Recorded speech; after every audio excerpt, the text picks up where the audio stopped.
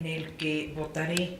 a favor del proyecto que nos somete el magistrado Fuentes Barrera, entendiendo también los argumentos que acaba de presentar la magistrada Mónica Soto.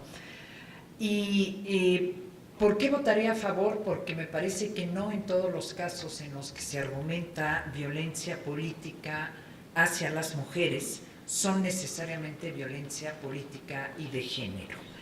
Me parece que el análisis de las expresiones que se dirigen a las mujeres en el marco del debate político tienen que ser vistas bajo el tamiz de la libertad de expresión y de la violencia política de género de manera simultánea.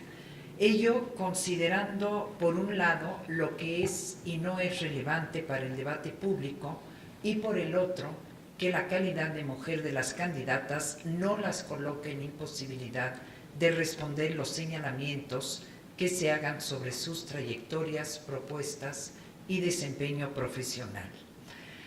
Tomo también en consideración lo que ha dicho la Corte Interamericana de Derechos Humanos, retomando a su vez criterios formulados por el Tribunal Europeo de Derechos Humanos, que señalan que la libertad de expresión no solo debe garantizarse en lo que respecta a la difusión de información o ideas que son recibidas favorablemente o consideradas como inofensivas o indiferentes, sino también en lo que toca a las que ofenden, resultan ingratas o perturban al Estado o a cualquier otro sector de la población.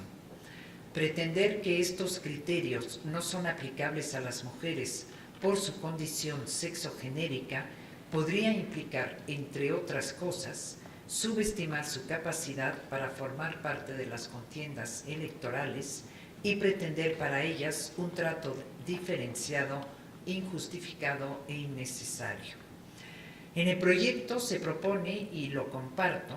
confirmar el desechamiento del Consejo Distrital del INE en el Estado de Puebla, porque del análisis preliminar de las expresiones no se advierte una violencia política de género hacia la candidata. Las expresiones que han sido puestas a debate, que fueron dichas por un actor político en esta contienda local, en un evento público, vienen perfectamente descritas en el proyecto, en el que, por ejemplo, cito, era otra Roxana desde la vestimenta hasta su tono aguerrido. Hace referencia a ella como la Roxana, que ciertamente no son formas de dirigirse, pero finalmente hacia cualquier candidato, sea mujer u hombre. Estas consideraciones, en mi opinión, no se basan en el hecho de que la candidata sea mujer, ya que más bien tienen lugar por su calidad de contendiente en el proceso electoral, toda vez en que se le cuestiona la forma en que se ha conducido dentro de su partido. Se señala además a la candidata que cambió su tono en una simple manifestación genérica a la que en mi opinión no subyace ningún tipo de discriminación, sino simplemente se hace referencia a una apreciación del comportamiento de dicha candidata.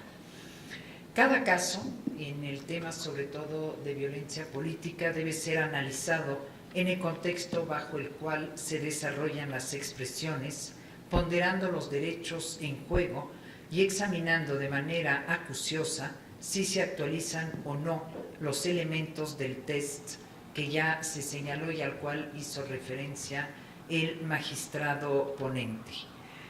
Durante los procesos electorales, el debate público y las críticas son indispensables para la formación de la opinión pública, sin que ello implique tolerar cualquier expresión que denote violencia en contra de las mujeres, lo que tampoco lleva al extremo de considerar cualquier expresión o crítica dirigida a ellas como constitutiva de violencia en razón de género.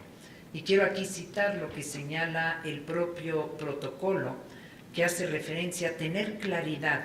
de cuando la violencia tiene componentes de género resulta indispensable. De lo contrario, se corre el riesgo de pervertir, desgastar y vaciar de contenido el concepto de violencia política contra las mujeres, o por el contrario, perder de vista las implicaciones de la misma. El día de ayer en la sesión privada se aprobó un proyecto en el que se confirma la orden de bajar un spot justamente vinculado con el proceso electoral de Puebla, este spot denominado Espejito, en el que estimamos que aquí se había violencia política de género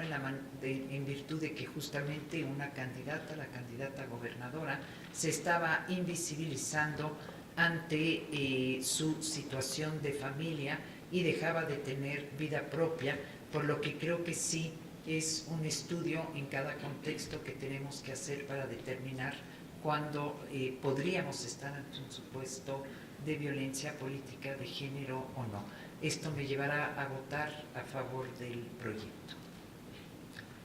Si no hay alguna otra intervención, Secretaria General, tome la votación que corresponda. Con gusto, Maestra.